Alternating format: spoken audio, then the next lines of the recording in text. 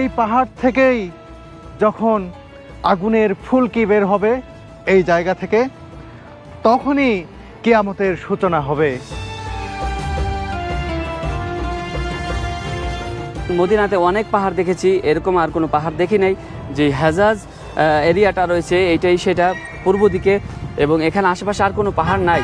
এই পাহাড়টা পুরে একদম অঙ্কার হয়ে গেছে। দেখাই যাচ্ছে যে আল্লাহর যে গজব এখানে নাজিল হয়েছিল, এটাই সেই পাহাড়। একেবারে পোড়া পাথর, কয়লা যাকে বলে সেই রকম হয়ে গেছে। দেখুন,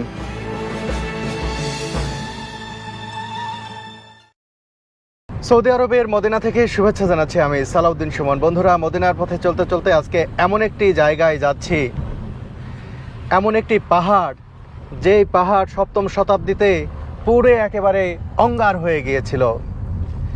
ইসলাম ধর্ম মতে বা মহানবী সাল্লাল্লাহু আলাইহি ওয়াসাল্লাম তার জীবদ্দশায় বলে গিয়েছেন, সেই পাহাড় থেকে যতক্ষণ না পর্যন্ত আগুনের ফুলকি বের হবে ততক্ষণ কিয়ামত হবে না। অর্থাৎ কিয়ামত যেখান থেকে শুরু হবে সেই পাহাড় আমি আজকে আপনাদেরকে দেখাবো। চলুন, মদিনা শহরের পূর্ব দিকে সেই পাহাড়টির অবস্থান, আর আপনারা দেখলেই বুঝতে পারবেন কিভাবে আগুনে পুড়ে গিয়েছিল সপ্তম শতাব্দীতে সেই পাহাড়টি, আর কেন পুড়েছিল, এর পেছনের ইতিহাস কি, আর ভবিষ্যতে কি কি ঘটবে।